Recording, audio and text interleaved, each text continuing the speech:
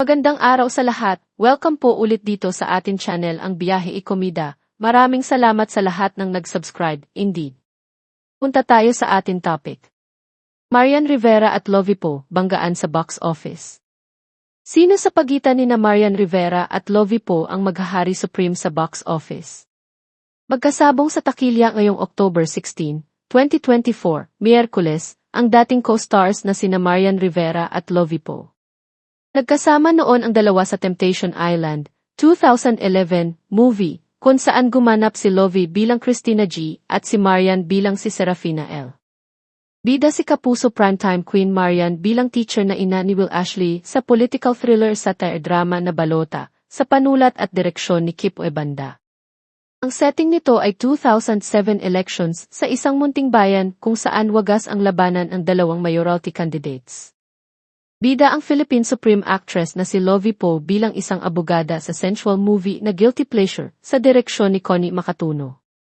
Nakahalikan at nakalampungan ni Lovie sina J.M. de Guzman at Jameson Blake na abogado at intern ang karakter, respectively. Non-linear ang narrative ng Guilty Pleasure na nag-umpisa sa November 2024 at bumalik-balik sa panahon bago magpandemya. Kapwa nagmura ng malutong sina Marian at Lovie sa kanikanyang movie. Parehong napapanahon ang Balota at Guilty Pleasure. Ang Balota dahil sa eleksyon sa susunod na taon. Ang Guilty Pleasure dahil sa usapin ng sexual abuse, harassment or exploitation.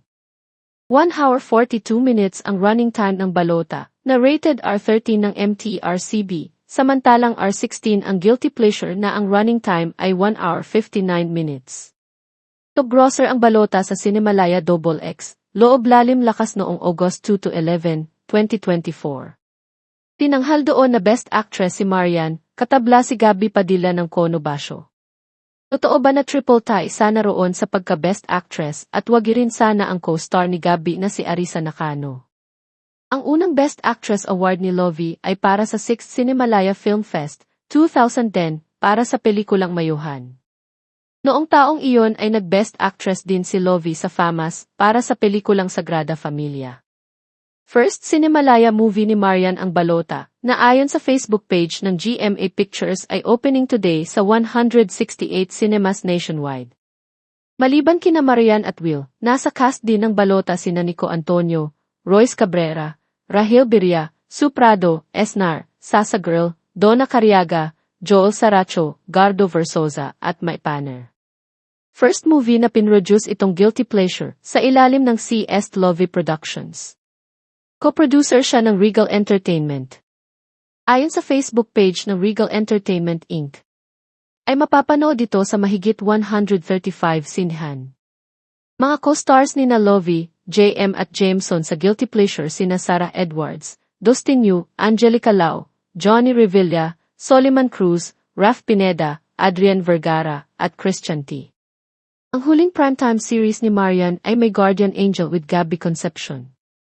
Ang huling primetime series ni Lovie ay FVJ's Batang Quiapo, na hanggang ngayon ay naghahari sa TV ratings. Before Balota, bida si Marian at ang husband na si Dingdong Dante sa MMFF 2023 official entry na Rewind, ang pinakamalakas na pelikulang Pinoy sa kasaysayan, hindi adjusted sa inflation. Kasama sina Marian at Dingdong sa 16 MMFF icons na nasa pilot mural painting sa EDSA kaugnay sa Golden Edition ng MMFF. Ang huling movie na pinagbidahan ni Lovie ay Seasons, 2023, with Carlo Aquino na diretso streaming sa Netflix.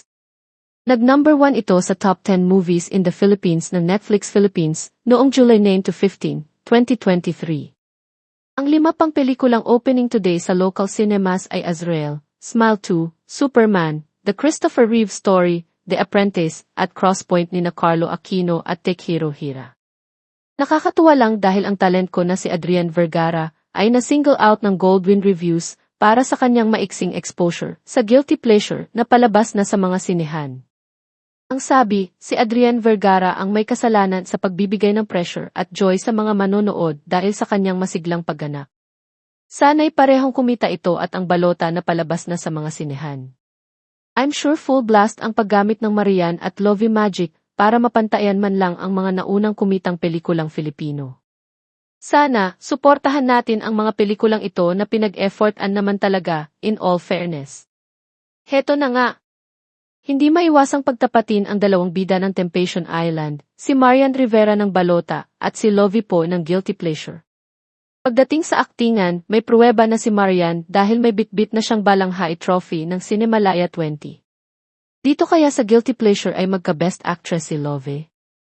Ang galing kasi talaga ni Lovie sa pelikulang ito, kaya pwede talaga siyang mapansin sa award-giving bodies. Lalo siya tuloy kinabahan nang nakakatanggap na siya ng mga papuri pagkatapos ng screening sa premiere night nung Martes. Ani Lovie, honestly, sinasabi ko, parang hindi ko yata kayang mag-play ng lawyer, kasi kinakabahan ako na parang baka hindi ko mabigyan ng hustisya. So, na-appreciate ko talaga. Pero, isa ito sa mga project na talagang pinaka-proud ako, hindi dahil ako ang producer at partner, kundi dahil kasama ko si Direk Connie, makatuno, at talagang alam kong talagang kasama niya ang lahat. So, parang she brings out the best sa ating lahat.